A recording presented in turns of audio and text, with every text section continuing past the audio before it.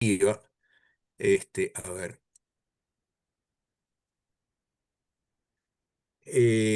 y el otro eje es sistema parlamentario, sistema presidencial. Esa es la gran, el dilema, digamos. A ver ahí, voy un poquito a ver si estoy compartiendo. No, todavía no. Creo que ahora sí, ¿no? Ahí está. Eh, bueno, acá lo tenemos graficado, digamos, ¿no? Parlamentario presidencial, ¿dónde se ubica el sistema nacional dentro de ese eje?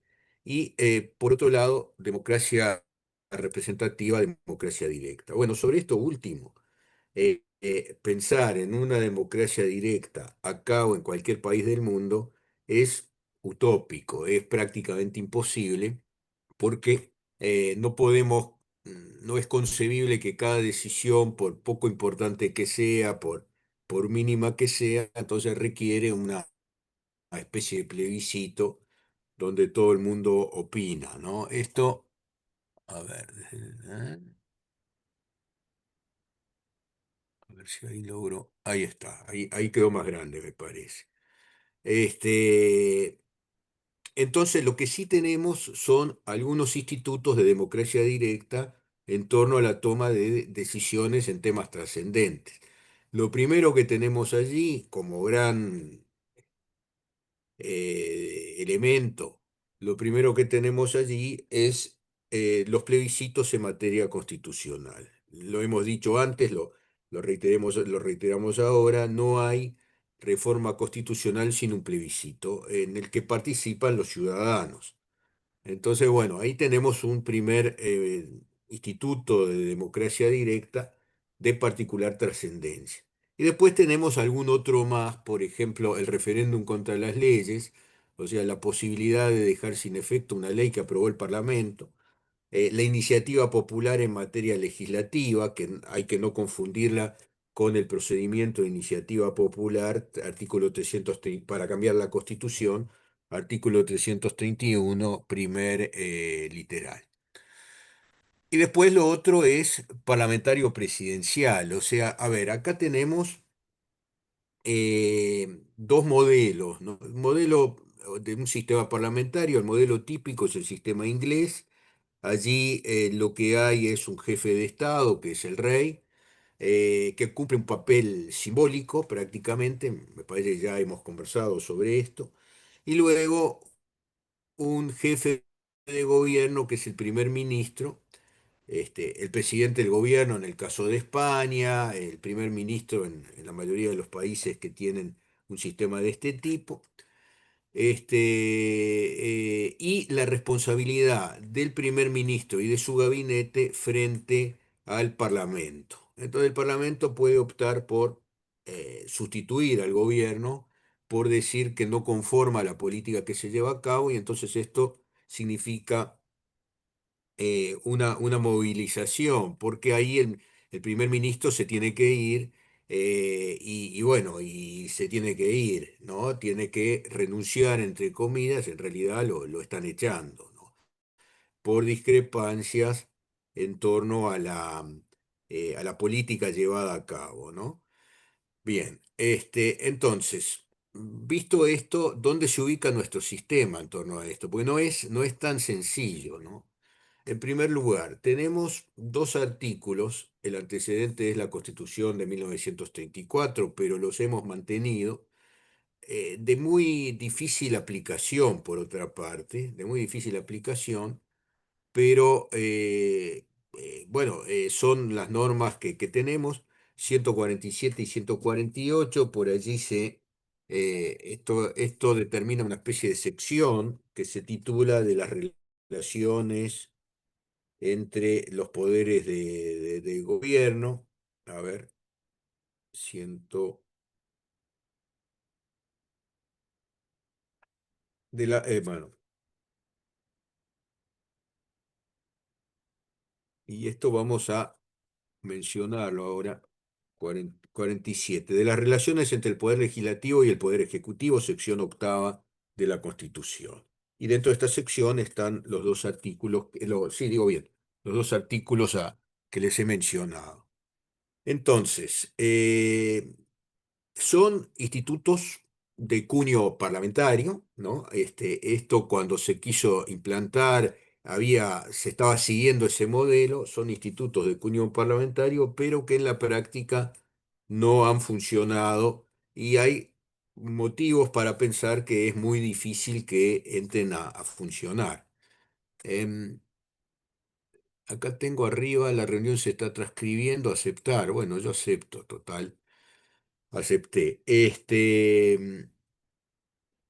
Entonces, decimos, son algunos elementos que tienen una especie de aroma, diríamos, parlamentario, pero que en los hechos no funciona y ahora vamos a ver por qué no funciona o por qué no ha funcionado. Teóricamente podría funcionar. Hace un tiempo hubo un legislador que dijo, bueno, ¿por qué no vamos a esto? ¿Por qué no damos estos pasos para consultar a la ciudadanía y a partir de allí ver cuáles son las decisiones a tomar, ¿no? Cómo seguimos, digamos. Bueno, entonces, ven ustedes, allí hay una especie de esquema de estos dos artículos que son complejos, que son largos y que no sirven para demasiado en la práctica, ¿no? No se usan demasiado. Bueno. Una Cámara, artículo 147, una Cámara puede proponerle a la Asamblea General, que es también el Parlamento y está integrado por los integrantes de ambas cámaras legislativas, proponerle a la Asamblea General que censure los actos de administración o de gobierno. Entonces, bueno, ahí hay un juego de tiempos, ¿no? Se convoca a la Cámara dentro de las 48 horas, después se convoca a la Asamblea General dentro también de las 48 horas, y si en la primera convocatoria no hay número para sesionar, se hace una segunda y se considera la Asamblea General constituida con el número que haya. Esto determina, vean ustedes, esto determina lo siguiente, que quizás en la primera convocatoria, los legisladores afines al gobierno, que les interesa que no haya censura de los ministros, de pronto no se integran a la Asamblea General, se quedan afuera, y en la segunda tendrán que ir porque si no va a salir la votación con los que haya. Y si los que haya son de la oposición y no partidarios del gobierno, entonces, bueno, la cosa se complica más. Bueno, este, el artículo 148 es el que regula el pedido de censura de los ministros. Una aclaración también que vale la pena hacer. No confundir la censura ministerial, que es de parte de la Asamblea General, que la convocatoria a un ministro para que explique su política, para que explique la situación. O sea, una cosa es la censura y otra cosa distinta es la interpelación, que es una convocatoria a los ministros para que expliquen su gestión. Es prácticamente un pedido oral de informes, pero que tiene características distintas a esta este, de la desaprobación, de la censura de los ministros. Entonces, por mayoría absoluta de integrantes de la Asamblea General, esto con los números actuales equivale a 66 votos, se puede desaprobar un ministro, o más de un ministro. La desaprobación puede ser de uno solo, individual, plural, o sea, de dos, de tres, de más de uno, y colectiva a la mayoría del Consejo de Ministros. Entonces, cuando se da esta censura, cuando se da esta desaprobación, el efecto, la consecuencia de esto es que el ministro o los ministros involucrados deben renunciar. En realidad es una renuncia no voluntaria. Yo digo un poco pretendiendo gozar una sonrisa. No es que renuncien, los renuncian. O ya les dicen, mi amigo, muchas gracias, váyase. ¿No? Bien. Eh, Entonces, en principio tenemos eso. A partir de los 66 votos, con los números actuales. ¿Y por qué insisto con los números actuales? Porque el número de integrantes de la Cámara de Representantes conocida también como Cámara de Diputados, podría teóricamente modificarse por ley, una ley aprobada por 2/3 de integrantes de cada Cámara, si la memoria no me es infiel.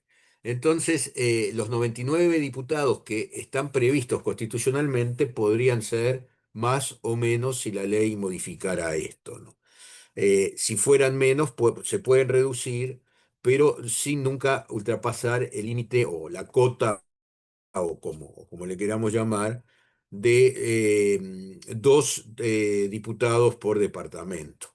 Entonces, con el número actual de departamentos, bueno, tendremos 30 a ver, 19 y 19, 38 por lo menos, ¿no? Y después tenemos este, actualmente, bueno, los 99 que ya sabemos y que hemos mencionado. Va. Entonces, el efecto de la censura es obligarlos a renunciar, obligarlos a irse. Pero si no se llega a 2/3 de componentes de la Asamblea General, con los números actuales son 87, más de 66 y menos de 87, el presidente de la República, actuando solo, esto no es el Poder Ejecutivo, el presidente actuando con uno o más ministros o un consejo de ministros, el presidente actuando solo puede observar el voto de censura. Esto tiene, salvando distancias que las hay, tiene cierto parecido con lo que ya no el presidente, sino el Poder Ejecutivo puede hacer con un proyecto de ley sancionado por el Parlamento. Observar, ¿no? Puede observar. Entonces, si observa, le devuelve la ley al Poder Legislativo. Y la Asamblea General verá qué hace con ese proyecto de ley. Acá no es el Poder Ejecutivo, es el presidente actuando exclusivamente, digamos, ¿no? No con los ministros, porque además los ministros son justamente los censurados. No con los ministros, sino el presidente actuando solo. Se entiende que esta posible actuación del presidente frente a una situación de este tipo puede, es una actuación del presidente en calidad de jefe de Estado. O sea, el presidente actuando solo y no con el concurso de uno o más ministros. Bueno, el presidente observa. Para observar tiene que haber salido la censura por menos de 87 votos, más de 66 y menos de 87. Entonces, en ese caso se convoca a la Asamblea General nuevamente, para que considere esa especie de observación del presidente de la República. Y bueno, y acá lo que pasa es, se convoca a la Asamblea General para que se pronuncie sobre las observaciones del presidente de la República. Si no hay número para sesionar, ahí habrá una nueva convocatoria dentro de las 24 horas, o sea, un día y las 72 horas. O sea, ahí estamos hablando de 3 días de la primera. Si tampoco hay número, se entiende revocada la desaprobación. O sea, si la Asamblea General no logra convocar al número de integrantes de esa Asamblea General para tomar una decisión sobre estas observaciones, se entiende por revocada. O sea, gana el presidente de la República. Si ratifica por menos de 3/5 de los componentes, o sea, ahí la ratificación es de 78 con los números actuales, más de 66 y menos de 78, dentro de las 48 horas el presidente de la República puede mantener a los ministros censurados, disolver el Parlamento y convocar a nueva elección parlamentaria. Entonces me detengo un rato porque esto tiene su complicación, ¿no? Dentro de las 48 horas, a partir de esa rectificación que se da dentro de los números que ahí aparecen planteados, el presidente puede, ¿qué puede hacer? En un único acto. No es que lo hago por un lado, después me quedo y dicto otro acto. No, en un único acto el presidente mantiene al ministro o a los ministros disuelve el Parlamento, lo que no es un golpe de Estado, es una disolución perfectamente prevista, ¿no? Y convoca a nueva elección para el octavo domingo siguiente, o sea, para renovar al Parlamento. Quedan el funcionamiento de las cámaras suspendidas, pero subsiste el estatuto y el fuero de los legisladores. Esto significa que los legisladores, hasta que haya esa nueva elección, siguen siendo legisladores y entran en una especie de receso parecido al de fin de año. O sea, siguen siendo legisladores, mantienen el fuero, pero mantienen el estatuto, pero están dependiendo de lo que el electorado diga en esas elecciones que han sido convocadas por el presidente de la República. Bueno, esta posibilidad de disolver las cámaras, etcétera, es ilimitada. No, hay límites y uno de estos límites es que, por ejemplo, durante los últimos 12 meses del mandato presidencial, o sea, a partir del 1 de marzo, cada 5 años, etcétera, no. Para que puede haber censura, sí, pero tiene que ser aprobada por 2/3 de integrantes de la Asamblea General y el presidente no puede utilizar este mecanismo que hemos mencionado. Tratándose de desaprobación no colectiva, o sea, un ministro o dos o tres ministros, ¿no? El presidente puede disolver por una única vez, durante su mandato, durante su periodo de 5 años. Si, a ver, si las cámaras se reúnen de pleno derecho, si el Poder Ejecutivo no da cumplimiento a la convocatoria de nuevas elecciones, o sea, reasumen las cámaras anteriores, y lo mismo sucede, reasumen las que están, si a los 90 días de la elección la Corte no hubiera proclamado la mayoría de los miembros de cada una de las cámaras. Sí, Valentina, adelante. Me quedé con una duda, porque nosotros somos un sistema Perdón, semiparlamentario, un ¿no? poquito más fuerte porque no se oye, o más cerca del micrófono. Nosotros somos un sistema semiparlamentario, ¿no? Bueno, Entonces, eso es, por ejemplo, lo que dice Corseniak. por eso, Sí, se entonces, puede entender pero no así. sería también presidencial, porque si el presidente puede disolver el parlamento también, Me da unos minutos y ahora le contesto, voy a eso. Quiero redondear bueno, esto y ahí hablamos porque estamos dirimiendo cuál es el sistema de gobierno desde ese punto, en ese eje. O sea, ¿somos parlamentarios o somos presidenciales? ¿No? Esa es la cosa, enseguida le digo, le cuento. Bueno. Entonces, supongamos que efectivamente entra a funcionar la nueva asamblea, proclamada la mayoría de cada una de las nuevas cámaras, la asamblea se reúne de pleno derecho dentro del tercer día y cesa la anterior, o sea, asumen los nuevos legisladores electos en ese extraño procedimiento que estamos mencionando, ¿no? Bueno, dentro de los 15 días de funcionamiento de la nueva Asamblea General, esta se pronuncia sobre si mantiene o revoca la desaprobación del ministro, la censura del ministro o de los ministros, etcétera. Si la mantiene, cae todo el Consejo de Ministros. Entonces, inauguramos una nueva etapa con un nuevo Parlamento y con un nuevo Consejo de Ministros. Lo que no se sustituye es el presidente. El presidente sigue hasta completar el mandato, digamos, ¿no? Las nuevas cámaras completan el término de las cesantes y acá tenemos un par de comentarios a hacer que tienen que ver con la pregunta, ¿no? Las nuevas cámaras completan el término de duración de las cesantes. Ahí hay una duda que uno puede plantearse. ¿Eso es, con nuevos integrantes, una nueva legislatura o está simplemente tomando la función dentro de una misma legislatura otros integrantes, ¿no? A ver, si por ejemplo un legislador se va porque bueno, por las distintas razones, ¿no? Una de esas es que puede irse al otro mundo, digamos, ¿no? Pero un legislador se va, asume el suplente. Ahora, estos no son suplentes que estaban consagrados en la elección anterior, la de una cada 5 años, etcétera, ¿no? No, el último domingo de octubre de cada 5 años, etcétera, no. Acá la cosa es distinta, o sea, son nuevos integrantes.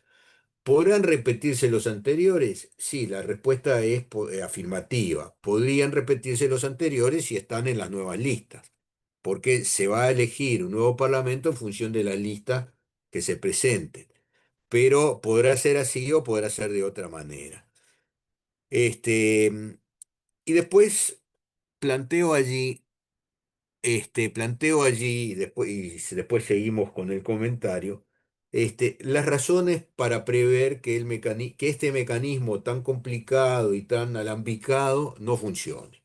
¿Y por qué no va a funcionar? Y no va a funcionar, me parece a mí, este es un comentario que hago yo, no va a funcionar porque eh, esto depende de la voluntad de los legisladores que están o no están dispuestos, estarán o no estarán dispuestos a censurar al ministro y que saben que se están jugando la banca. Entonces, es poco probable, salvo bueno, estemos en medio de un caos fenomenal, es poco probable que los legisladores estén dispuestos a jugarse sus bancas en función de una censura a un ministro que de repente incluso habría que ver qué pasa con ese ministro. Si el presidente lo reivindica y lo pone de vuelta, o si el presidente deja correr y no se somete a nuevas elecciones en las que les puede ir bien o le puede ir mal, ¿no? Entonces, allí me parece que hay una especie de factor, eh, en cierta medida conservador, ¿no? Por parte de unos y por parte de los otros, respecto de la posibilidad de utilizar este mecanismo para renovar diríamos, los órganos políticos esencialmente políticos del gobierno. Bien. Ahora, son rasgos, voy a la pregunta, ¿son rasgos parlamentarios? Sí, en realidad sí, porque es típico del sistema parlamentario usar esto. Corseñac ha sostenido que tenemos un sistema semiparlamentario, cuasi parlamentario, en fin, como le quieran llamar, pero que en la práctica, en los hechos, funciona como un sistema presidencial, porque en los hechos el presidente actúa como jefe de Estado, que nadie discute que lo sea, y como jefe de gobierno, teniendo presente estas circunstancias. Yo les puedo compartir una anécdota que me parece que es bastante gráfica en este sentido. Hubo durante la primera presidencia del doctor Sanguinetti, hubo un episodio ahí, en fin, no del todo feliz, un planteo allí en el IPA, ahí en la avenida del Libertador, La Valleja, hubo un incidente donde había, en fin, cierto barullo, etcétera, y hubo un despliegue policial para tratar de frenar la cosa. El ministro era el doctor Manini Ríos, que era un hombre que había actuado en el periodo anterior. ¿De qué manera? Se había jugado por la reinstitucionalización, el presidente lo designa ministro del Interior. Era un hombre de edad avanzada, en ese momento, y en esa manifestación estudiantil, en la puerta del IPA, o sea, Avenida del Libertador, como les había dicho, aparece un incidente. Había un legislador que estaba allí viendo a ver qué pasaba, en fin, tratando primero de analizar los hechos, segundo probablemente de solidarizarse con los manifestantes. Lo cierto es que hay un episodio desagradable, ¿no? Porque un funcionario de como es de la policía montada, ¿no? Coraceros, ahí está. Un coracero, aparentemente lo empuja al legislador, creo que era el padre del actual ministro del Interior, ¿no? El diputado Negro. Lo empuja, en fin, no sé, algo sucede. Capaz que no fue tanto el funcionario, sino el corcel, ¿no? No sé. Pero esto genera todo un debate, una cuestión de fueros en el Parlamento y la interpelación al ministro del Interior. Yo lo viví bastante de cerca porque yo era abogado del Ministerio de Educación, era asesor, ¿no? Del Ministerio de Educación y Cultura. La ministra, que era la doctora Reta de la Reta, no estaba, no estuvo dispuesta a ir. El interpelado era el ministro del Interior, el doctor Manini, no el Ministerio de Educación y Cultura. Pero allí el ministro interino, que era el subsecretario, amigo de personal de toda la vida, ¿no? Todavía nos juntamos cada tanto a tomar un café y a charlar un poco. El subsecretario, ministro interino a la sazón, me dice, vení, acompáñame porque como asesor, ¿no? Por si pasa algo. Y bueno, efectivamente ahí fui.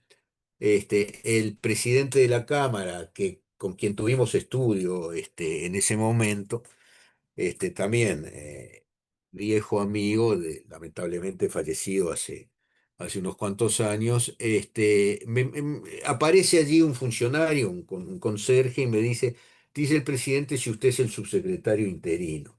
Entonces le digo, no, mire, dígale, obviamente lo sabía, ¿no? Dígale que no existe eso de hay ministros interinos, no hay subsecretarios interinos.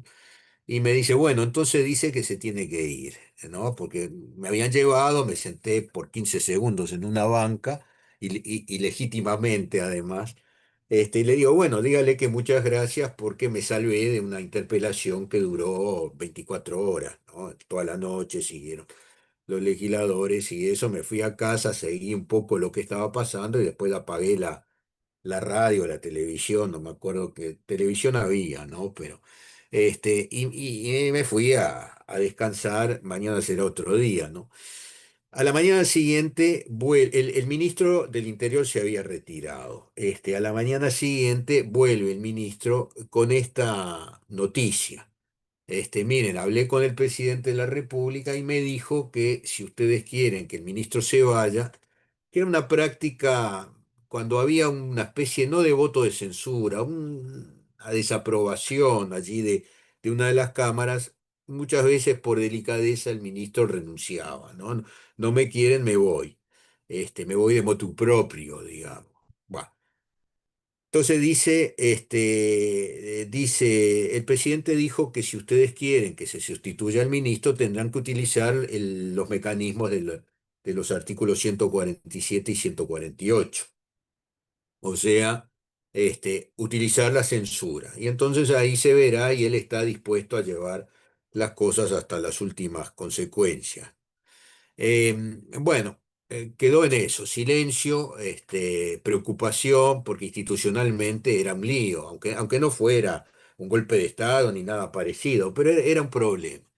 Dicen la crónica que en ese momento un legislador estaba allí, habla por teléfono, no sé si había celulares, pero habla por teléfono con su esposa, que era una señora que tenía un papel institucional importante, ¿no? Por aquel entonces, y aparentemente la conversación, yo no la oí, pero por los que estaban allí comentaron, fue la siguiente. ¿Cómo está la cosa? Pregunta la esposa. Dice, muy mal, muy mal. ¿Por qué? ¿Echan al ministro? No, al ministro no lo echan, nos van a echar a nosotros. Lo cual es una anécdota que yo recuerdo con cierta afecto, ¿no? Porque no deja de ser graciosa y me sirve para ejemplificar. Entonces, bueno, es un poco lo que yo les decía hace un instante, se están jugando la banca. Entonces, bueno, cuando uno dice, alguien llegó a un cargo legislativo, llegó a ser electo en un cargo legislativo, después de una campaña electoral, después de haber gastado horas en fin, horas de la vida, horas de la actividad que tenía, de haber visitado posibles electores, haber besado bebés, bueno, todo eso, ¿no? Haber hecho toda una gestión para ser electo y después a los 2 años, electo por 5 años, a los 2 años le dicen, bueno, mire, ahora se tiene que ir porque el presidente disolvió el Parlamento y va a convocar a nuevas elecciones. Entonces ahí se explica el nos van a echar a nosotros, ¿no? Que les contaba. Todo esto son razones para prever que este mecanismo no se va a usar. Este, y por qué es tan difícil su funcionamiento, ¿no? La posibilidad de que funcione. Bien, bueno. Y después el otro eje, ¿no? Mecanismos de democracia directa que tenemos también, pero, en fin, somos un sistema representativo con algún mecanismo de democracia directa. Entonces, en primer lugar, señalo, porque me parece que alguna relación tiene con esto, ¿no? La democracia directa es cuando la gente decide las cosas votando. Pero me pareció que no era estéril hablar del artículo 30. Todo habitante tiene derecho de petición ante cualquier autoridad de la República. Entonces, bueno, esto tiene algo de democracia directa. Y después tenemos los tres procedimientos clásicos, o sea, artículo 331, plebiscitos para ratificar, más bien, más que para ratificar, para este, conformar una modificación constitucional, ¿no? Entonces, en primer lugar, los plebiscitos constitucionales. Artículo 331. Después tenemos dos procedimientos previstos en el artículo 79, inciso segundo, que quedó ahí un poco porque este artículo arranca hablando de la acumulación, posible acumulación dentro de los lemas, en fin, no tiene demasiado que ver con el inciso segundo. 79. La acumulación de votos para cualquier cargo, con excepción de los de presidente y vicepresidente. Y esto, ¿por qué con la excepción? Esto es un tema vinculado a la reforma del 97, ¿no? Porque ahí hay un único candidato, no hay varios candidatos que se pueden acumular, cuyos votos se pueden acumular. Entonces tenemos este panorama. Lo del inciso segundo que habla de lo siguiente, el referéndum contra las leyes y la iniciativa popular en materia legislativa. Y ahora vamos a hablar, le voy a dar la palabra a quien la había pedido, que se me fue. Quien, ahí está, Jaciar, adelante. Buen día, profesor. Yo dentro del artículo 331, me gustaría si usted me puede explicar el punto C, el inciso C. El de la Convención Nacional Constituyente. Sí, porque en el 331, en el punto el B, creo que es que dice, sí, vota por sí, ¿no? Cuando Sí. hay plebiscito. Y en el C encuentro que dice sí o no. Si puede más o menos explicarlo porque está súper largo y Tenemos tiene una cuatro variedad. procedimientos. Sí, ahí va. Los dos Explíquenlo. primeros, los dos primeros, no es necesario votar por no. O sea, con no votar, con votar en blanco, estamos diciendo que no estamos adhiriendo a la reforma constitucional.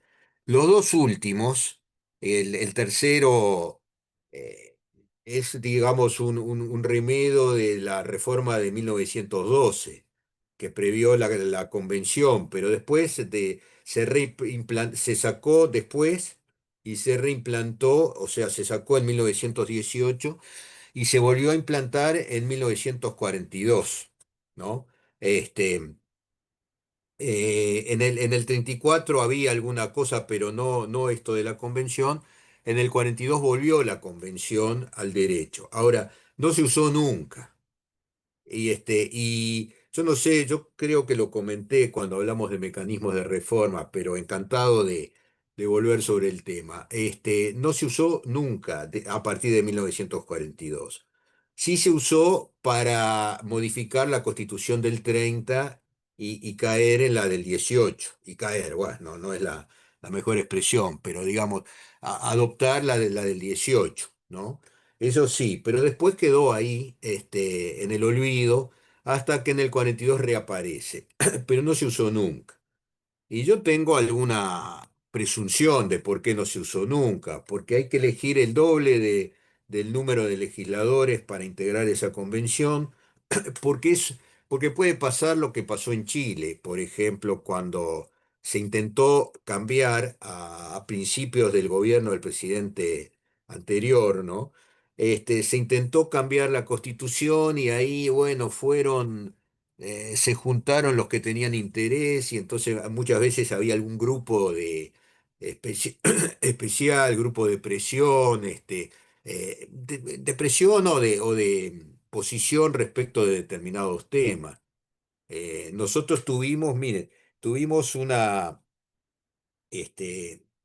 visita en la facultad de un conjunto de personas vinculadas a estos temas que vinieron a hablar del primer proyecto de reforma constitucional. Después vino un segundo, ¿no? Y en, perdón.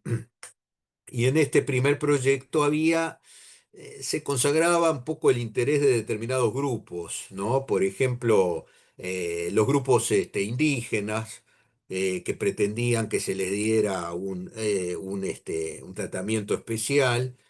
Uno de los visitantes, que era una persona de barba y eso, entonces nos dijo, yo quiero contarles, estábamos ahí en el Paraninfo, ¿no? Yo quiero contarles lo que este proyecto prevé para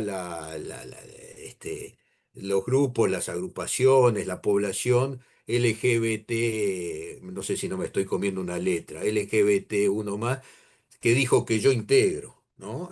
Bueno, está, cada uno integra lo que quiera, pero en realidad daba la sensación que era una cosa, digamos, vinculada a determinados grupos de interés. Ahí está, no me salió la expresión. Entonces, la población indígena autóctona, que se planteaba que los delitos cometidos en determinado lugar no tenían el mismo peso que los cometidos en otro, ¿no? Entonces, alguien dijo, después tuvimos un segundo encuentro, ese fue por Zoom, con otro profesor que era muy partidario de la reforma. Y bueno, y entonces alguien planteó, el que un poco dirigía eso, que después dirigía el grupo de visitantes, incluso después se me acercó, me dio la tarjeta, me dijo, mire, me parece que tenemos una visión parecida en torno a esto, porque yo hice una pregunta, si se quieren, sonsa, ¿no? Pero lo que se planteaba era que si uno cometía determinado tipo de delitos en determinadas regiones, en determinados lugares frente a determinadas comunidades, ¿no? Como por ejemplo la de la población originaria, digamos, los grupos originarios, etcétera. Entonces, la medida de la sanción era diferente. Incluso ahí cuando hablamos de esto, después el otro profesor dijo, esto ya no corre, no funciona más. Pero el que encabezaba esa especie de delegación, que fue el que me dijo, me parece que tenemos una visión parecida, y me dio la tarjeta y se puso a la orden, y bueno, yo también, obviamente, después nunca más, nunca más hablamos, nunca más nos vimos, pero bueno, fue ese episodio, decía, bueno, por ejemplo, nosotros tenemos que una violación en la isla de Pascua se castiga de una manera diferente a una que se hubiese hecho en Santiago, por ejemplo. Este, lo cual generó alguna sonrisa o alguna broma, ¿no? Porque eso de que según el lugar entonces se castiga distinto no parece ser yo incluso dije, esto va a contramano de lo que nosotros hemos logrado implantar en nuestro medio, porque acá la idea es así. nos integramos todos, nos sometemos a la justicia todos y cuando hay que castigar, nos castigan con la misma medida a todos. O sea, haya venido, haya inmigrado mi abuelo, vaya a saber de dónde y el otro vaya a saber de dónde, ¿no? Pero entonces la misma medida, la misma disciplina, la misma conducta. Se espera de todo el mundo. Acá era al revés, si sos mapuche, entonces te castigo distinto, ¿no? Y si querés tener una especie de bonificación y pretendés violar a alguien, entonces andate a la isla de Pascua. Bueno, perdón por la ironía, ¿no? Pero parecería que es una mirada distinta. Lo cierto es que hubo un plebiscito y perdió el plebiscito, no, no fue aprobado. Pero bueno, sucedió esto que les contaba. O sea, creo que la gente que nos visitó estaban muy entusiasmadas con su proyecto de reforma constitucional. Después hubo un segundo más, si este estaba volcado a la izquierda, partiendo de la base que los conceptos de derecha e izquierda tienen algún significado, cosa que a veces uno pone en duda, si este estaba volcado a la izquierda, el segundo proyecto estaba volcado a la derecha. No salió ninguno de los dos. Esa es la realidad. Bueno, entonces. Volviendo a lo que estábamos diciendo, ¿no? Artículo 79, inciso segundo, habla de estos dos mecanismos que debemos reconocer que son de democracia directa o andan ahí, digamos. El referéndum contra las leyes. Esto significa un recurso para dejar sin efecto una ley anterior. Esto se estrenó allá por la década de los 80 del siglo pasado, la segunda mitad de la década del 80, en contra de la ley de caducidad de la pretensión punitiva del Estado, que fue, digamos, seguramente fue por parte del gobierno que la propuso y del Parlamento que la votó, fue un poco la idea de dar vuelta a la hoja y tratar de superar aquel periodo triste, oscuro de los enfrentamientos, de la lucha armada y de la represión feroz también, ¿no? Entonces, bueno, se asumió el presidente electo democráticamente y uno de los primeros pasos fue una amnistía que en algún momento se pensó para todo el mundo, después no fue para todo el mundo, fue para la oposición violenta, diríamos, para los que estaban en esa actitud. Se pretendió incluir también a policías y militares, eso no se hizo. Hay quien manifiesta que no se hizo, entre otras cosas, porque los que estaban involucrados dijeron, no, amnistía no, nosotros no cometimos ningún delito. Bueno, algún delito sí también se cometió por parte de algunos, hubo de todo, y después apareció esta ley como un segundo capítulo. Lo cierto es que quienes se oponían plantearon, exhumaron, digamos, el instituto del referéndum y plantearon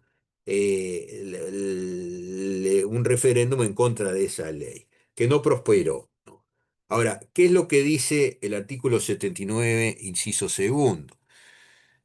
Que un 25% de los habilitados para votar, y esto comprende a los ciudadanos naturales y legales, y comprende también a los electores del artículo 78, que me decía hace poco el profesor Botinelli, que sabe mucho de sistema electoral y de estas cosas.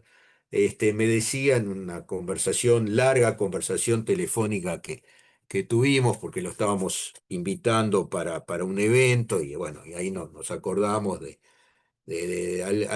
algún episodio donde anduvimos juntos, algunas jornadas donde participamos, y me decía, mirá, los del 78 cada vez son menos, porque estaba pensado para aquellos extranjeros que no optaban por hacerse ciudadanos, pero que aspiraban a votar igual.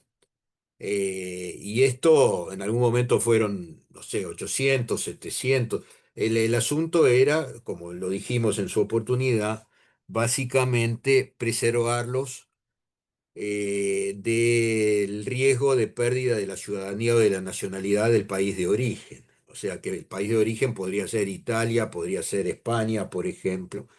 Y para eso, para evitar eso, tenemos lo del 78 que participan eventualmente de un referéndum o de una iniciativa popular. No participan del plebiscito para cambiar la Constitución, ¿no? Bueno,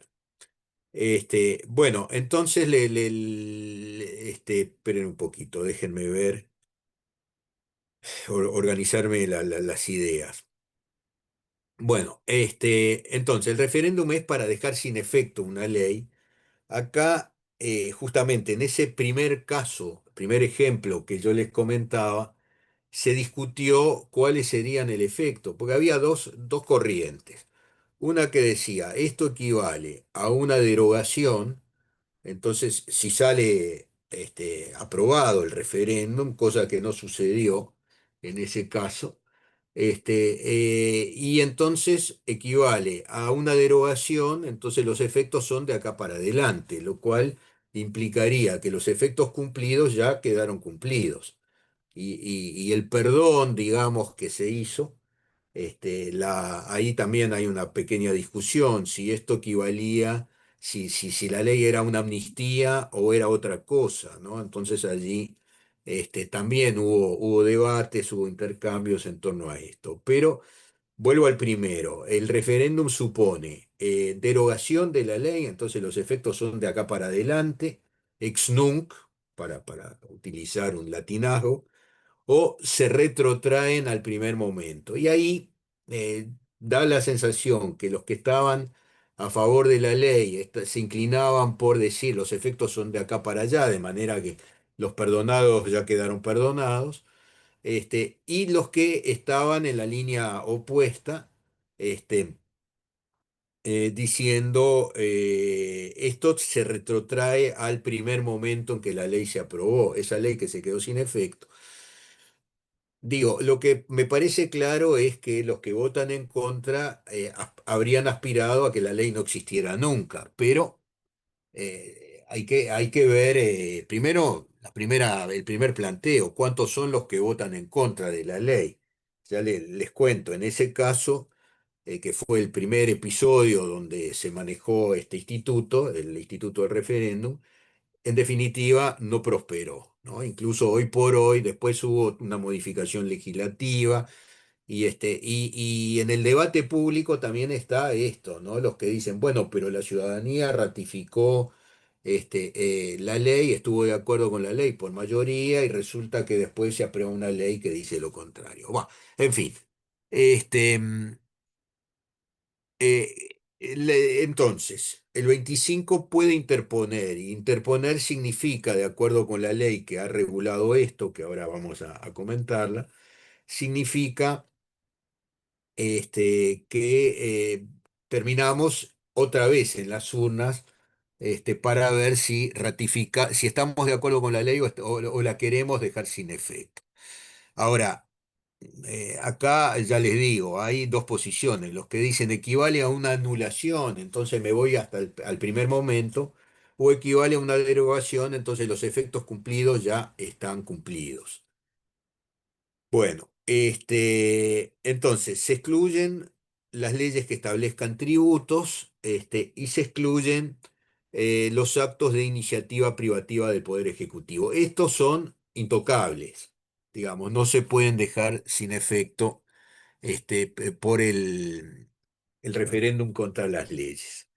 Eh, Hay una comparación que podemos hacer, que es la frase que está al final en el último lugar con el artículo 331 literal A de la Constitución, que es conocido como reforma por iniciativa popular, ¿no? Y que la Corte entiende que ahí se vota por sí los que quieren reformar la Constitución y los que no quieren no votan por sí, votan en blanco en fin, tienen que ir a votar porque el voto es obligatorio, pero no. No hay esto. Y esto justifica, o explica, no justifica, pero explica porque ha habido una especie de corriente de, yo diría, inflación constitucional. O sea, hay determinadas soluciones que se quieren consagrar y se ponen en la Constitución y no se plantea una iniciativa legislativa, que es el otro instituto sobre el que vamos a referirnos ahora. Está un poco hermanado, ¿no?, con el referéndum contra las leyes. Em, bueno, entonces, es más fácil conseguir el 10% de la adhesión del 10% de los ciudadanos para una reforma constitucional que tomar iniciativa, conseguir el 25% de los electores para tomar iniciativa en torno a una ley, por ejemplo, o para dejar sin efecto una ley. Bueno. Entonces, en materia de referéndum, la ley, bueno, se establece la ley regulará. Lo que tenemos es una regulación respecto de los referéndum. Ahí ustedes tienen los números de la ley 16.017 que fue modificada, pero bueno, está ahí. Eso para el referéndum. No tenemos regulado la iniciativa popular en materia legislativa, por el momento. Entonces está ahí digamos, en una especie de limbo, esa posibilidad, pero esto no quiere decir que no exista, ¿no? Bueno, entonces tenemos dos mecanismos actualmente, ¿no? Porque se previó otra solución, esto determinado por todo el debate que se había armado en torno a esa primera ley que se quiso tirar abajo por medio de un referéndum, ¿no? Hubo todo un problema vinculado con la identidad de la gente, porque voy y firmo y estoy adhiriendo al 25%, pero ¿será mi firma? ¿Habré firmado dos veces? Toda esa especie de ámbito de sospecha que algunos levantaban con más entusiasmo y que otros no levantaban con ningún entusiasmo. Los que querían tirar abajo la ley decían, bueno, cualquier procedimiento que conduzca a la consulta popular y la consulta popular que podría ser eh, acorde con la posición de quienes estaban en contra, entonces, bueno, eso también influyó las posiciones de los ciudadanos, de las personas en ese momento. Bueno, la vía larga implica salir a juntar firmas con todas las dificultades que hoy conlleva. La vía corta, conocida como de la facilitación para la interposición del recurso de referéndum contra las leyes, implica un puntapié inicial, un primer paso por parte del 2% de los habilitados para votar, dentro de los 150 días de promulgada la ley con la que no se está de acuerdo. Digo además otra cosa, el referéndum contra las leyes no se desarrolla porque la ley sea inconstitucional o porque haya una ilicitud o alguna cosa de esa. De lo que se trata es, no estamos de acuerdo con esta ley. La ley puede ser perfecta desde el punto de vista de su constitucionalidad, pero la solución que consagra no nos satisface y entonces queremos dejarla sin efecto. Y así en las hojas que se usaban para votar no decía voto por derogar o voto por anular, decía voto por dejar sin efecto, ¿no? Lo cual es una expresión que sirve para cualquiera sean los efectos de ese referéndum. Sí, un segundito, déjenme llegar a un punto. Bueno, no, decíamos, el 2%, ahora le doy la palabra a Renzo, el 2% de habilitados abren esta posibilidad y abren la posibilidad, que es la vía corta, la posibilidad de que se exprese la adhesión al recurso, a la interposición del recurso. O sea, el recurso es al final. El recurso es cuando le preguntamos a la gente qué es lo que quiere hacer con la ley. Pero digo, pero hay un paso previo de interposición del recurso, como si yo tuviera una sentencia de primera instancia que no me gusta y entonces la apelo. Bueno, es algo parecido. Entonces, bueno, la adhesión al recurso en forma secreta en un acto que se desarrolla simultáneamente en todo el país, o sea, se parece a una elección, se hace ante una urna. Y si conseguimos ese número, bueno, daremos el paso definitivo, que es el pronunciamiento del electorado sobre si mantiene o no mantiene la ley. Hemos tenido algún episodio donde el referéndum eh, funcionó. Hay, por ejemplo, un referéndum allá por el 2000, presidencia del doctor Lacalle Padre. Hubo una ley de empresas públicas en la que se impugnaron por vía de referéndum 5 artículos.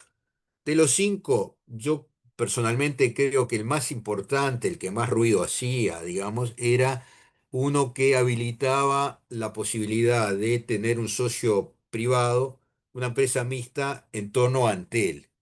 La posibilidad de tener un socio privado que se sumara al directorio de Antel y que pusiera, que invirtiera en Antel, por ejemplo, ¿no? Esto no prosperó. No, perdón, sí prosperó impidiendo que Antel tuviera ese socio privado, por lo menos en ese momento, en esa instancia. Sí prosperó. Digo, no era contra toda la ley, era contra 5 artículos. Los otros 4, en realidad, creo que tenían una importancia más, contenida, ¿no? Más limitada e incluso consagraban alguna disposición que ya existía y bueno, pero lo importante fue lo de Antel y ahí empezaron a sumarse los que se opusieron este, digamos, a la solución y adhirieron al referéndum, ¿no? Bien, entonces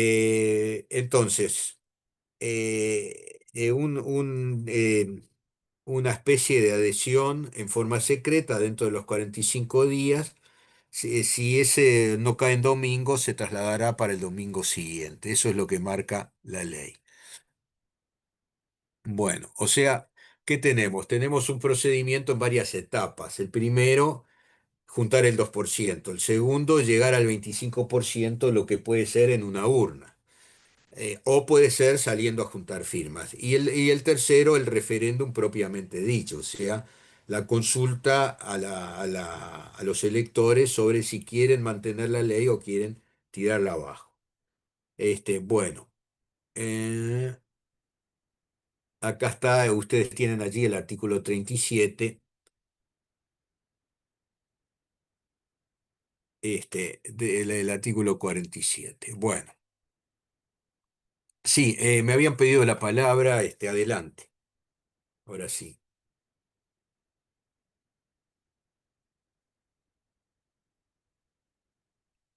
¿qué pasó?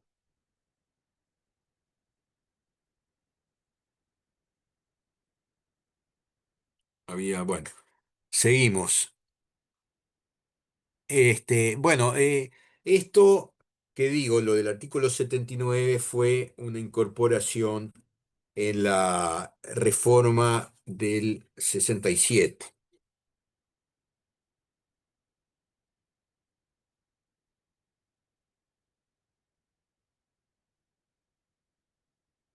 Este, en realidad estaba viendo acá, fuente Constitución de 1952 modificado. Sí, pero si yo no me equivoco, si yo no me equivoco, lo del 52 era la acumulación, de nada más, ¿no? Lo segundo es, estoy casi seguro, es de 1967. A ver, esperen un poquito.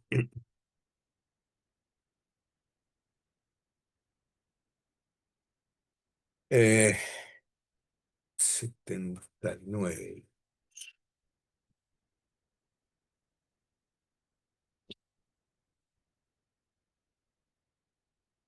Esto es la constitución que editó el Senado de la República con la reforma del 67, luego modificada, o sea, no está puesto al día, pero este, sí, sí, es lo que yo decía. A veces uno tiene la duda de si no se estará dejando algo en el tintero. No, es lo que yo decía. O sea, le agregaron el artículo 79 de lo que hablaba era de la acumulación por lema. Y le agregaron, supongo que para mantener la numeración, le agregaron esto de estos mecanismos de democracia directa, o sea, referéndum contra las leyes, iniciativa en materia legislativa, pero no está reglamentado todavía. O sea, lo que sí podemos decir es que para la iniciativa es una petición formulada por el 25% de los electores, pero después, ¿qué pasa?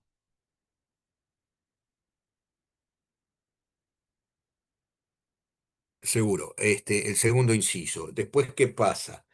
Que a mí me parece, esta es mi posición personal, ¿no? No quiere decir que no esté equivocada, a mí me parece que con la actual estructura, donde no está incluso regulada la iniciativa legislativa a nivel nacional, pero está prevista, pero no regulada, lo que tenemos es una iniciativa que podría equipararse a la de cualquier legislador.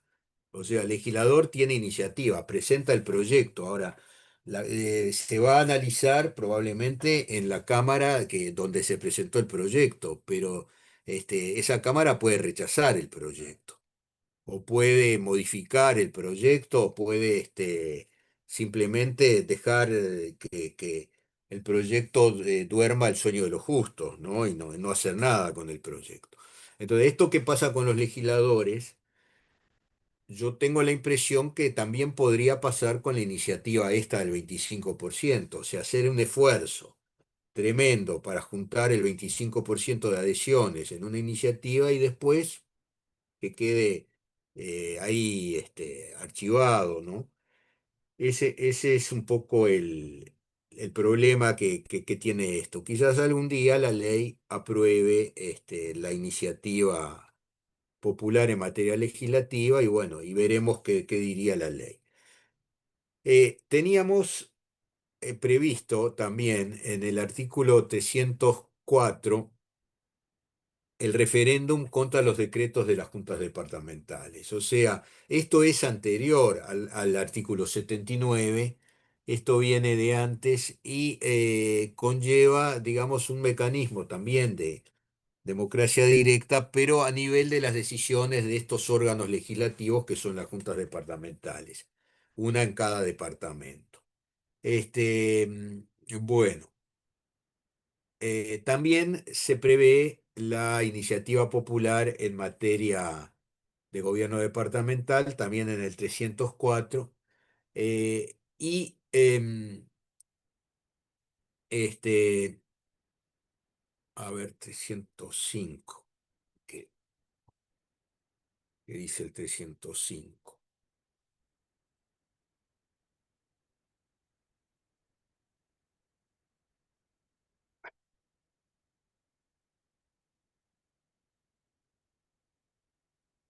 Ah, sí. El derecho de iniciativa ante los órganos del gobierno departamental en temas vinculados a la localidad, o sea, en temas que hoy están en manos de los municipios, ¿no? Pero bueno, así está previsto, esto sobrevive de antes lo que la Constitución planteó, que ya lo hemos dicho en el curso, lo que la Constitución planteó es la reforma constitucional, en realidad, es la existencia de una autoridad local que eran las juntas locales, pero que podía ser, se habilitó a que la ley dijera otra cosa y la ley efectivamente creó los municipios, ¿no? Bueno, acá tenemos, a ver, sí, ahora vamos a ir a eso. Este, no, tenemos la apelación prevista en el artículo 303 por un tercio de miembros de la Junta Departamental o por 1.000 ciudadanos inscritos en el departamento. Bueno, esto es un control de juridicidad que tienen, digamos, que tienen los que plantean la cosa y que tiene la Cámara de Representantes en el artículo 303. Pero eso de 1.000 ciudadanos inscriptos en el departamento puede tener cierto resabio a democracia directa, por eso lo referimos, ¿no? Bueno, y acá tenemos más desarrollado lo que dicen los artículos 304 y 305. El 304, vean ustedes, habla de dos realidades: el referéndum como recurso contra los decretos de las juntas departamentales, en primer lugar, pero vean, yo lo marqué en color azul, reglamentará el referéndum, lo cual implica decir el referéndum a nivel departamental partimos de la base de que sí existe, pero la ley reglamentará cómo se aplica el referéndum a nivel departamental. Esta ley existe y es la Ley Orgánica Municipal 9515 del año 1935. Esta ley existe y ha determinado que cuando estos mecanismos son desestimados por la autoridad departamental correspondiente, podría irse a una especie de consulta popular para ver qué es lo que la gente efectivamente quiere en torno a esa propuesta que se planteó dejar sin efecto, ¿no? Bien, esto ha sido, entonces, ¿qué tenemos? Empezamos con el referéndum y terminamos en una especie de plebiscito o de iniciativa popular reglamentada, etcétera, ¿no? Bien, este, terminan asimilándose iniciativa popular y referéndum porque al final hay una consulta al electorado. Según la ley orgánica municipal, cuando esto se quiso aplicar hace relativamente poco tiempo, vinculado a UPM y a ese tipo de situación y al tema del medio ambiente y todo eso, la Corte Electoral sostuvo que estas normas de la ley orgánica municipal habían sido derogadas por las leyes posteriores, por las reformas constitucionales posteriores. Entonces, finalmente, bueno, privó la opinión de la Corte Electoral y no se les permitió hacer esa especie de movilización popular, digamos, con urnas, con votos, con todo eso, en contra de determinado tipo de este, actividad y a favor de lo que la ciudadanía estaría planteando si este procedimiento hubiese prosperado. Bueno, el 305 dice que el 15% de los inscriptos residentes en una localidad tendrá el derecho de iniciativa ante los gobiernos del departamental, los órganos del gobierno departamental en asuntos de dicha jurisdicción, o sea, en asuntos locales. Bueno, este, finalmente tengamos presente el 304 habla a nivel departamental, el 305 habla de la jurisdicción local, lo que hoy corresponde a los municipios y antes correspondía, y todavía sigue correspondiendo, este, a las juntas locales. Bueno, ¿qué dice la ley orgánica municipal, no? Acá está todo ese juego que termina con una consulta popular, termina con la consagración por los electores de una norma que el gobierno departamental de pronto no estuvo dispuesto a aprobar. Esto es parte de la ley orgánica municipal, no de la Constitución, pero ilustra lo que yo les estaba diciendo. El recurso de referéndum podrá establecerse por el 20%, no por el 25%, o sea, el quinto de los ciudadanos inscriptos equivale al 20%. para que se deje sin efecto un decreto o resolución de la Junta Departamental. Se presenta al intendente dentro de los 40 días. Y bueno, en primer lugar, digamos esto, ¿no? El decreto significa a nivel departamental un acto legislativo. Es decir, son esas cosas que tienen, que pueden ser distintas, pero que mantienen una única, denominación. Entonces, decreto es, a nivel del Poder Ejecutivo, un acto regla, un acto general que aprueba el Poder Ejecutivo y a nivel departamental el decreto es un acto legislativo de la Junta Departamental. Bueno, tiene efecto suspensivo cuando se interpone, cosa que no sucede a nivel nacional, y deberá efectuarse entre los 30 y 60 días de la fecha de interposición. Em, bueno, se vota por sí o por no, en este caso, a ver si. Bueno, en la iniciativa a nivel departamental, el 15%, no el 25%, y sí el 15%, tiene derecho a iniciativa, ante la Junta respecto de asuntos de su jurisdicción. Este, bueno, a ver.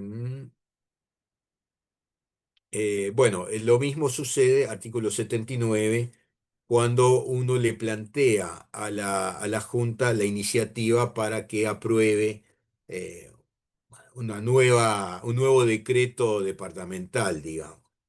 La Junta debe pronunciarse dentro de los 60 días y en caso de resolución negativa lo hará saber al intendente para que convoque a una consulta popular, convoque al electorado. Ahora, esto es lo que la Corte Electoral dijo que ya no corre, que está derogado por las constituciones anteriores. Por eso esa pregunta que ponemos al final, ¿está vigente? Bueno, la Corte Electoral dice que no está vigente. Muy bien. Eh, bueno, alguien había pedido la palabra. No sé si quieren plantearlo ahora.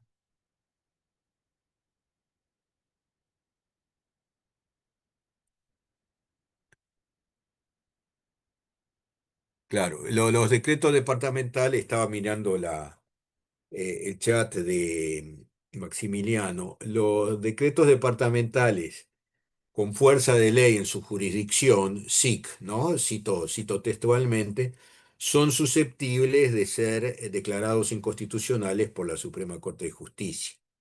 Eso a partir de 1952, donde se incorporó esta idea. Bueno, tenemos Juliet Irizarry. Adelante, Juliet. Buenos días, profesor, ¿cómo anda? ¿Qué tal? Con respecto a la inconstitucionalidad, Sí. eh, es, yo tengo anotado acá, ¿es para atrás y es hacia adelante o Bueno, solamente desde la eh, inconstitucionalidad? la inconstitucionalidad, hay tres posiciones sobre esto, ¿no? Los que dicen, como se está diciendo que la ley o el decreto de la Junta, ¿no?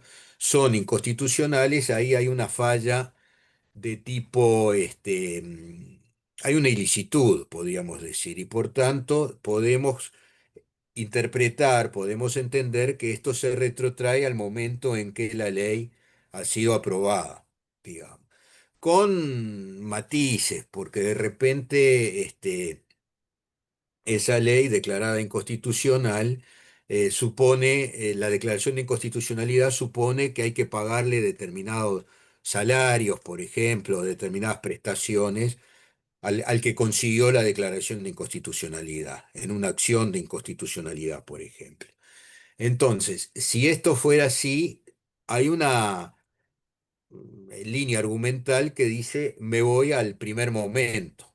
Ahora, si me deben plata y yo estoy pretendiendo recuperar lo que no me pagaron, entonces ahí hay una caducidad cuatrienal. Entonces no puedo ir al primer momento si la ley tiene más de 4 años de antigüedad.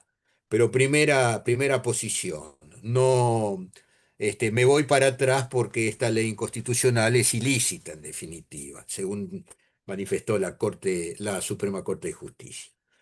Segunda posición, como las leyes inconstitucionales se aplican hasta que se declara la inconstitucionalidad, entonces la sentencia tiene un efecto constitutivo, diríamos, ¿no? Entonces, eso significa que antes de la sentencia se aplican, después de la sentencia a los interesados, no a cualquiera, sino al que tiene un interés directo, personal y legítimo, no se les aplica la ley, pero sería de acá para adelante. Y hay una posición intermedia, que es la mayoritaria.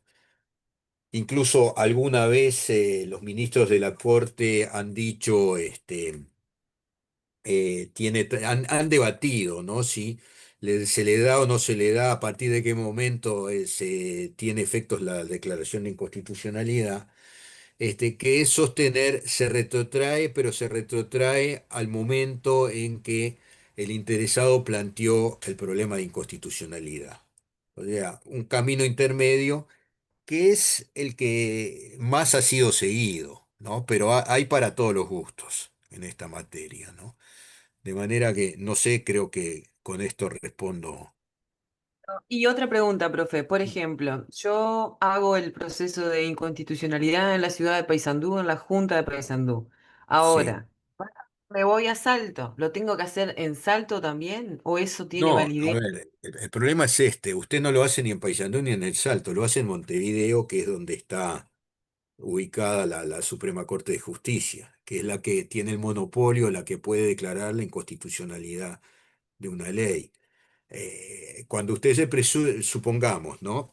Que tiene el problema con un acto emanado de la Junta Departamental de Paysandú, dijimos, el primero. Y después se le plantea en Salto exactamente lo mismo. Entonces usted lo que puede hacer es decir, bueno, ya la Corte se pronunció por sentencia tal de tal cosa en un caso vinculado a, a Paysandú, pero la opinión de la Corte, digamos, en el ejercicio de la abogacía uno le puede enrostrar al órgano judicial, mire, usted ya dijo esto. Claro, yo reconozco que puede cambiar la jurisprudencia y que puede cambiar de opinión porque la integración de la Corte hoy no es la misma que la que era hace un año de pronto, ¿no? Todo eso es posible, pero en los hechos, ¿dónde plantea la acción de inconstitucionalidad? Acá en la Plaza Cagancha, ¿no? O sea, Montevideo, digamos. Ahora, después puede haber otra situación. Esa es una de las vías. Están las otras dos. O sea, en un juicio determinado ante el juez letrado de Paysandú, de ese primer turno, le estoy diciendo al juez, mire, yo advierto que me deberían aplicar esta ley, pero esta ley es inconstitucional. Entonces la vía de excepción o defensa. O el propio juez de oficio, la otra vía, no la vía de oficio, el propio juez de oficio dice, yo entiendo que debería aplicar esta ley, pero creo que es inconstitucional por tal o cual argumento. Se lo despacha a la Suprema Corte, y bueno, y la Suprema Corte, en función de lo que diga, ahí se verá si se aplica o no se aplica la ley o el decreto de la Junta Departamental. ¿Está? Más o menos Perfecto, muchas gracias. bárbaro. ¿Alguien más quería decir algo, preguntar?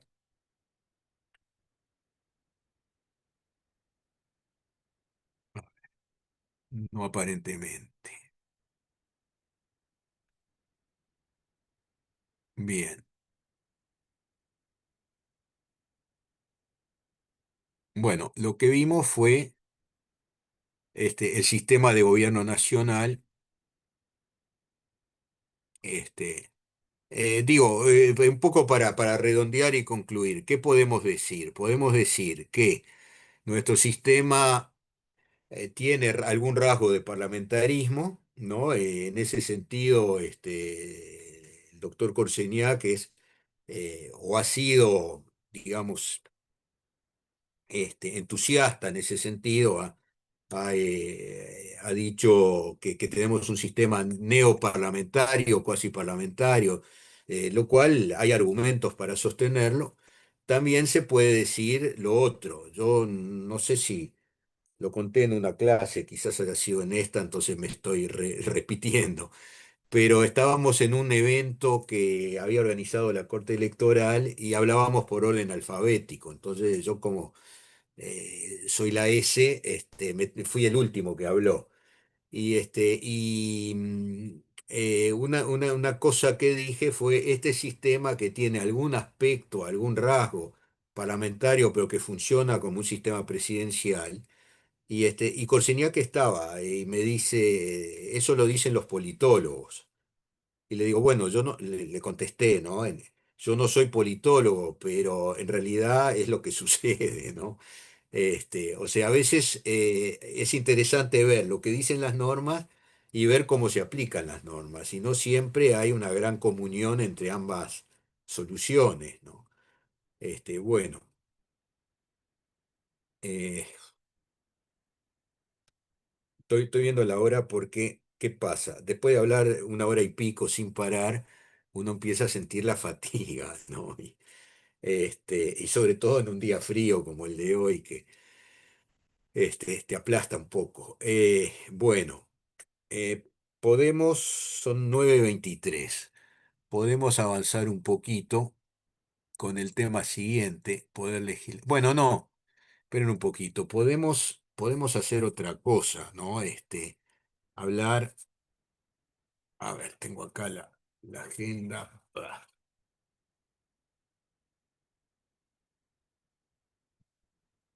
Hoy es 11 de mayo.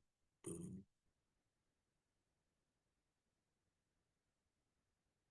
Sí, eh,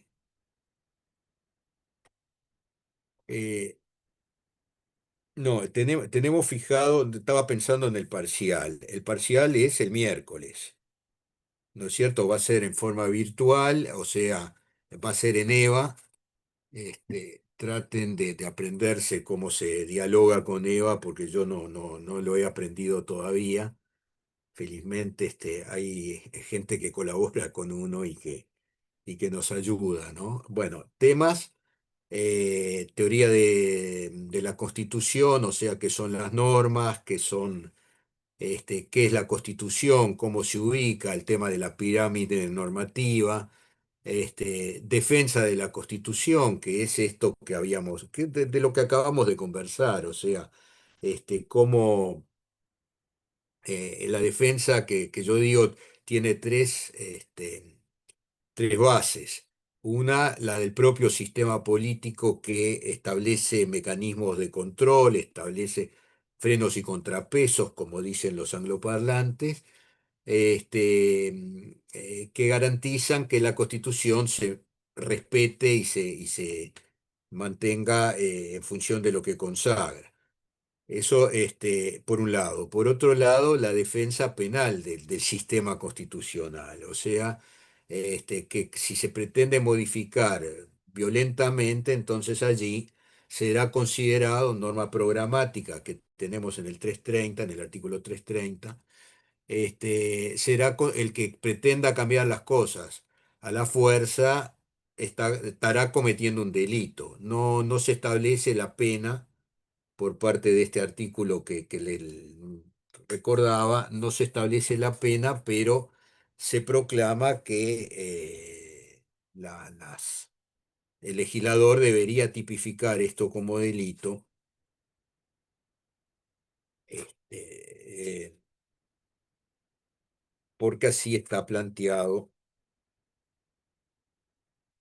El que atentare o prestare medios para atentar contra la presente Constitución, después de sancionada y publicada, será reputado, juzgado y castigado como reo de lesa nación. Claro, si nosotros no establecemos la pena, entonces ¿cómo va a ser castigado? Si nosotros, digo, si el Estado, si el legislador, ¿cómo vamos a castigar? O sea, lo que se está diciendo ahí es, señores legisladores, hay que tipificar este delito. Julieta, adelante. Está con la mano levantada. Yo tengo anotado, profe, ahí tres artículos. Tengo el artículo 132 del Código Penal, inciso número 6, Ujú. y después tengo el artículo 93 y el artículo 239, inciso número 1. Del Código Penal Eh, también. sí, que ese en realidad trata del derecho internacional, cuando hay, vamos a decir, que legisladores o actores políticos con Ah, contactos internacionales quieren ir contra la Constitución.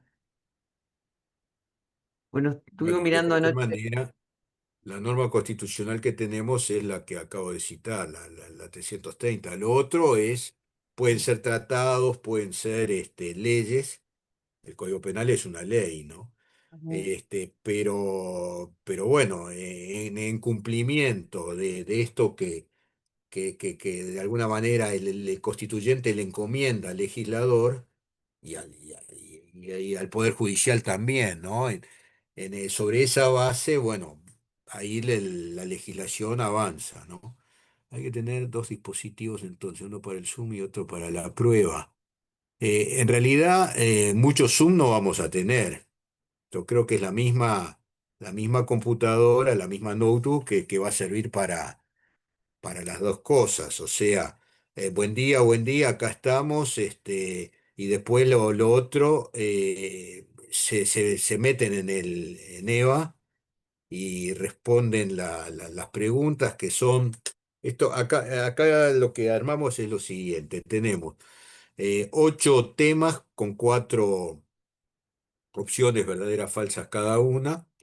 Y bueno, y lo que se pretende es que ustedes marquen con un circulito, por ejemplo, cuál es la opción correcta. O sea, tal cosa es falsa, si es falsa y ustedes ponen que es falso, están, digamos, mejorando ¿cómo se llama? El resultado. Si ustedes se equivocan o no contestan, están perjudicando el resultado. Entonces, hay una planilla, justamente, hay una planilla que nos arroja Eva, pero que no tienen el castigo, los errores. Entonces después, con la planilla terminada, nosotros, no es tan difícil, ¿no? Vamos a ver cuántos somos, pero vamos a descontar los errores o las cosas que no han sido contestadas. Entonces, el procedimiento es este.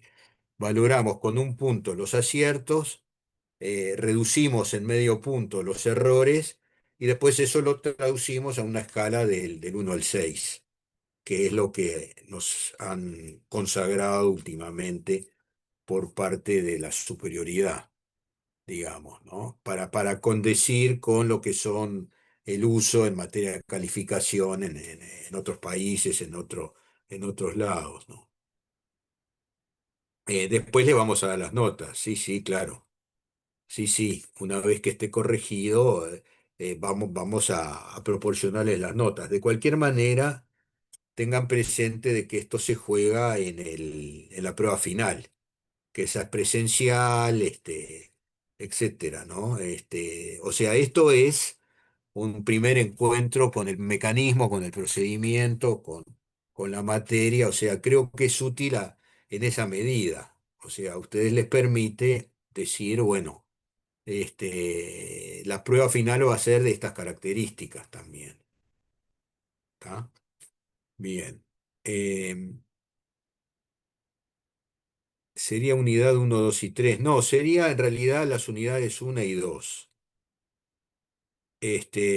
1 y 2. O sea, la una era teoría de la Constitución, qué es una Constitución, qué son las normas, cómo se ubica la Constitución dentro de la pirámide normativa, qué otra cosa. A ver, bueno, y la 2 es teoría del Estado, o sea, qué es el Estado, cometidos del Estado, función del Estado, etcétera. Bueno, esas son presentaciones, o sea, a ver, espere. En la parte de teoría de la Constitución, ahí hablamos, empezamos hablando de las normas. Seguimos hablando de la distinción y criterios de distinción entre derecho público y privado. Bueno, después hablamos de la Constitución concretamente, qué es la Constitución, etcétera, clasificación de constituciones, rígidas, flexibles, extensas, breves, por ejemplo, eh, bueno, rígidas flexibles, que es tal vez la clasificación más interesante, ya lo dijimos. Después hablamos de integración e interpretación en materia constitucional. Entonces, interpretar es tratar de llegar a lo que el que escribió, el constituyente, en fin, quiso decir. E integrar es llenar los huecos. Ahí tenemos como gran protagonista el artículo 72, que dice que los derechos, deberes y obligaciones, aunque no estén dichos expresamente, se consideran constitucionales cuando son inherentes a la condición humana o derivan de la forma republicana de gobierno. Este, estamos hablando de naturalismo por un lado, estamos hablando de contractualismo por el otro, ¿no? Bien. Eh, Bueno, después hablamos de, bueno, integración, que llenar el hueco, artículo 72. Bueno, después hablamos de poder constituyente, o sea, qué es el poder constituyente y básicamente qué es el poder constituyente en nuestro sistema, o sea, artículo 331 de la Constitución, qué es, qué consagra, qué dice. Acá está lo que hoy hablábamos de por qué en dos casos por lo general votamos por sí y el que está en contra no vota en blanco, por ejemplo. Los cuatro procedimientos, en realidad son cuatro y uno derivado, que es cuando la Asamblea General entiende que una iniciativa puede ser mejorada, entonces plantea un proyecto sustitutivo, le llama sustitutivo. Bueno, después, control de constitucionalidad, o sea, la declaración por la Suprema Corte de Justicia que una ley es inconstitucional o un decreto de la Junta Departamental es inconstitucional.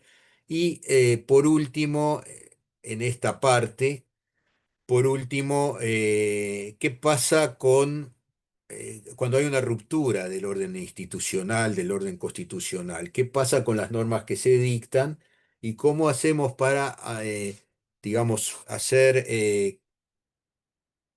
estoy buscando el término, hacer compatible, compatibilizar, ahí está, compatibilizar las normas que se dictan en un periodo dictatorial o de ruptura institucional o de revolución del tipo de la nicaragüense, por ejemplo, y eso, después de cuando se vuelve a la normalidad, ¿qué se hace con esas normas? Bien, entonces ahí hablamos de doctrina de facto, etcétera. Bueno, después lo otro que también va es el punto 2, que es teoría del Estado.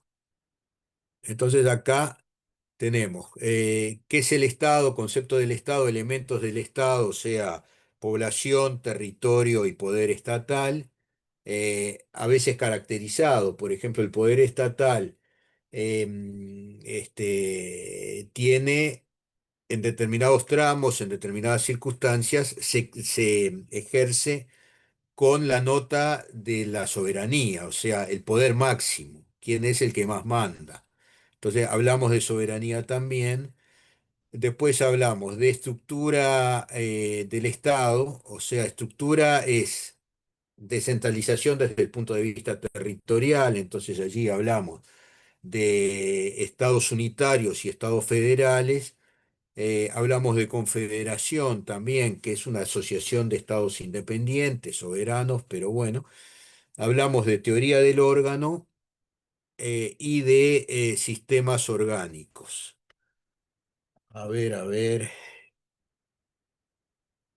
Sí, sí, llegamos a hablar de estos sistemas orgánicos cometidos del Estado, o sea, las distintas tareas que el Estado hace, las funciones del Estado, o sea, función legislativa, función administrativa, función jurisdiccional, y por último hablamos de Estado de Derecho, o sea, este concepto que se parece tanto a la idea de Estado democrático, pero que no es estrictamente eso y que se caracteriza más bien por el autocontrol, ¿no? La autonomía, digamos, y la autorregulación por parte de un Estado que establece pautas, que le dice, por ejemplo, al presidente, mire, usted será el presidente, pero hay cosas que no puede hacer. Usted no puede condenar a alguien por delito, por ejemplo. Eso es del Poder Judicial, no es suyo.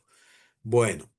Y con esto hemos hecho una especie de sobrevuelo de los temas que van a ser objeto de las 32 opciones que ustedes van a tener para este, prácticamente votar por sí o por no, para decir esto es correcto o esto es erróneo, es incorrecto. Así que, bueno, me parece que por ahí podemos... Sí, Sara Navarro, adelante. Sara. Sofía, perdón, Sofía. Profe, una consulta. Para el Zoom, ¿la cámara tiene que estar sí o sí prendida? Bueno, a ver, sería el ideal. De repente nos encontramos con que si todos prendemos las cámaras, todo el sistema no funciona, porque a veces aparece sobrecargado, ¿no? Eh, Estaría bueno un poco para garantizar que la prueba la hacen ustedes y no el tío que es abogado, especialista en derecho, constitucional o en derecho público. En principio sí, ahora después sobre la marcha veremos, ¿no? Yo porque mi computadora no anda la cámara, o sea, prende Ah, pero queda en bueno, negro. entonces no se preocupe y lo hacemos en EVA y punto, ¿no? Ustedes se van a identificar allí, y bueno, y después el resultado, si no funciona la cámara, no funciona, no se preocupe, ¿está? Muchas gracias. Bueno, ¿alguien más? Comentarios, críticas, aclaraciones. Bueno, ¿les parece? Me parece que no vale la pena empezar con un nuevo tema, ¿no? Me parece que acá podemos dejar, hemos hablado de lo que va a ser la prueba, nos vemos el día de la prueba. La idea es que ustedes, la prueba les insuma una hora, que es el tiempo, creo que queda con creces, ¿no? En una hora ustedes pueden marcarlas. Otro comentario, si marcan una cosa y cambian de opinión, yo no sé si Eva lo admite, porque si fuera en el papel diríamos que no hay problema. Ahora, me parece que acá el mecanismo no admite ir para atrás. Entonces, cuiden lo que están contestando, ¿no? Piénsenlo y después que tengan una decisión tomada y la marca. Sí, no, pero de 8 a 10 sí, pero más bien de 8 a 9, porque me parece que cuando subieron la prueba, el colega que lo subió dijo, después de todo son apenas 32 opciones, creo que a las 9 posiblemente se cierre, así que por las dudas traten de terminarlo en la primera hora. Yo estoy en otro parcial hasta las 12. Bueno, este, sí, en principio dura una hora, después vemos. Ahora, estar en otro parcial no lo vamos a buscar en todo caso cómo arreglamos después. Insisto con algo que he dicho, esto se juega en el segundo parcial. O sea, este primero es una aproximación, digamos. ¿Eh? Ah, bueno, está. Está, eso, no tengo problema en que hagan este y después se vayan al otro, ningún problema. Bueno, ¿qué otra cosa? Todo arreglado, jaja. El número S, 167-125-04, no sé qué es. Número de cédula, puede ser, no sé. Ajá, bueno. Bueno, si les parece, podemos, veo los chats. No, hasta las 8:30 no, hasta las 9.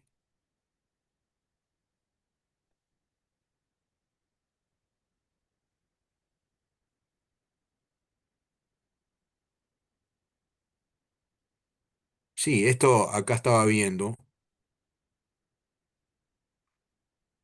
Me explican la vía corta. Bueno, creo que quedó explicada. La vía corta es la que uno busca el 25% en una urna. Una parte importante busca. Yo me estaba acordando ahora, hubo un intento de referéndum contra la ley que legalizó el aborto, ¿se acuerdan? Se consiguió el 2%, los promotores del referéndum consiguieron el 2%, se fue a las urnas y al final en total se consiguió algo así como el 8%, o sea, mucho menos que lo que la expectativa. Pero bueno, está, fue lo que resolvió el electorado, la ciudadanía. Este, no, estoy comentando. Sí, yo coincido, acá Mauricio Amoroso dice, yo coincido con eso, no parece muy coherente que para tener la iniciativa de una ley necesitemos el 25% de los electores y para tener la iniciativa en materia constitucional alcance con el 10% de los ciudadanos. No parece muy lógico, pero bueno, lo que pasa es que son normas que han devenido en tiempos distintos también. En fin, entonces la preferencia del que inventó en 1942 el 10%, bueno, sería en ese momento, probablemente no estaba pensando en la iniciativa en materia legislativa, porque esto fue posterior, como ya dijimos hoy, reforma del 67. Sí, no, lo mismo pasó con la LUC, tampoco prosperó, ¿no? Pero sí se llegó al 25% allí. A diferencia del caso el tema de la gestación y todo eso, allí se llegó al 25%, hubo la consulta y no prosperó en la consulta. Este, a ver, con el 2%. Sí, claro. Sí, tú decís derogar, sobre esto también han habido discusiones, pero lo que me parece claro es que anular no estamos anulando nada. El problema la discusión es los efectos. Si se alcanza la mayoría después del 25%. O sea, acá tenemos 2%, 25% y la mayoría de los que votan. Bueno,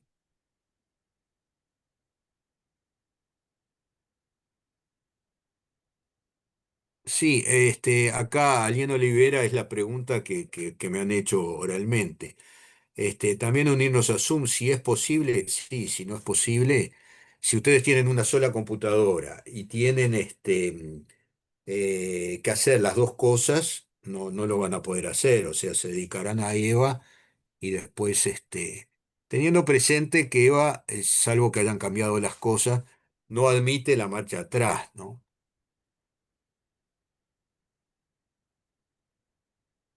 Sí, conectarse a Zoom sí es posible, si no es posible, no es posible.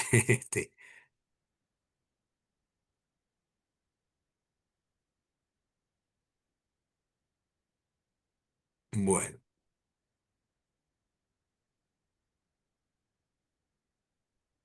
unidades uno y 2 no está.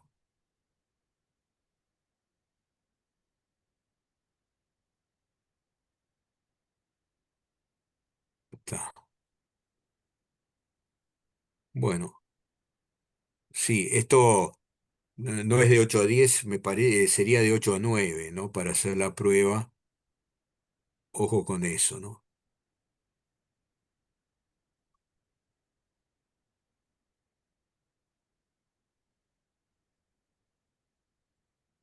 No, yo lo que tengo entendido no es que el parcial sea de 7:30 a 8:30, sino que va a ser de 8 a 9, que es otra cosa, ¿no? Si no, el madrugón es un inhumano. Sí, después la constancia se la damos. No, no. Se puede Profe, pedir yo por creo que correo o se puede pedir por donde sea. ¿Cómo? que yo vi que en EVA estaba habilitado después de 7:30, sí. Ah, bueno, Capaz lo está. modificaron ahora. El fin de semana lo vi que No, estaba a no, pero partir me de siete y parece que media. se habilitaba a 7:30, pero la idea era, lo confirmo en todo caso, pero yo diría que es desde las 8, ¿no? Bien. Nos despedimos por acá.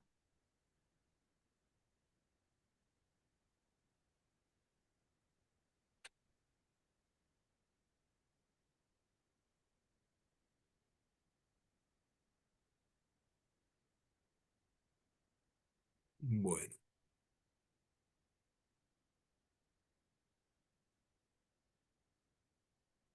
Pase bien, profe. voy a salir.